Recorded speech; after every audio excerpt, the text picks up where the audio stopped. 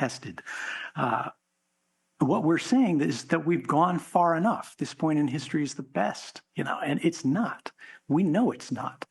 Life is still difficult despite the many privileges, despite the many technologies that have blessed us. But somebody made those things happen. Every good thing that you enjoy is the product of someone's labor, the product of someone's effort, the product of someone's ingenuity, the hours of their lives being gifted to us, to the common species.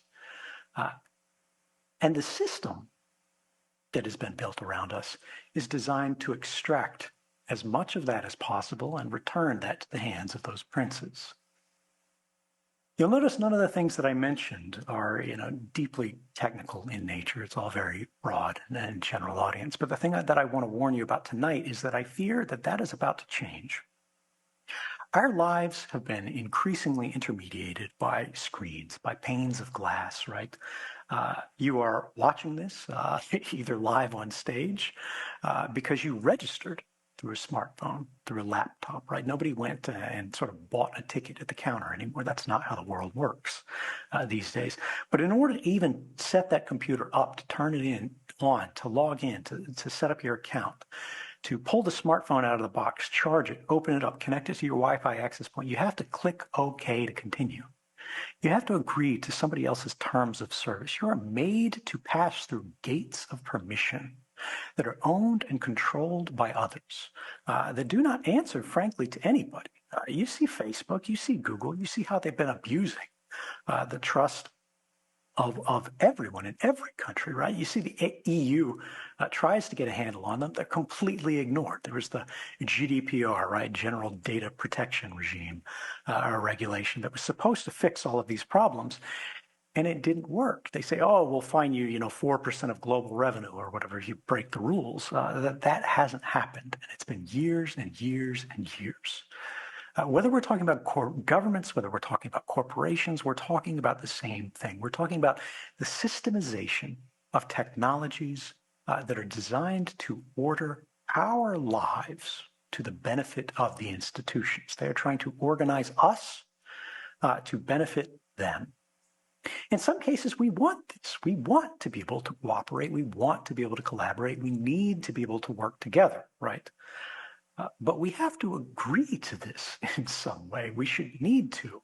And it's not like click OK to continue or say no and use the phone my way, right? It's click OK to continue or you can't use your iPhone. You can't use your Android phone. It doesn't matter whether Samsung makes it, whether Google makes it, whether Apple makes it. You play by their rules or you don't play at all. And that should be changing.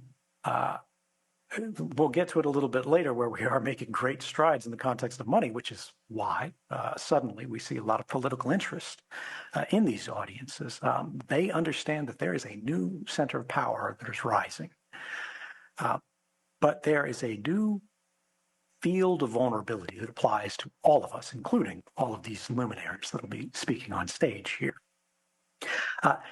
And that is artificial intelligence, right? I am not one of the guys that goes on the internet and is like, oh, AI safety, the robots are going to kill us. You need to worry about this. I say, in fact, I want all of them to dump all of these models out on the internet where we can all use these. OpenAI, which is not open at all and is a very closed model company that wants to benefit themselves at your expense. They want to train on your data, but benefit themselves. And they don't want you to have access under the covers. They don't want you to be able to pull down the models, distill it, get one you can run at home, put it on your phone, do whatever you want with it. They want you to have to go back to their watering hole, pay them rents, and to access all of this only through their ways, even if you did have the ability technologically, hardware-wise, to run this at home.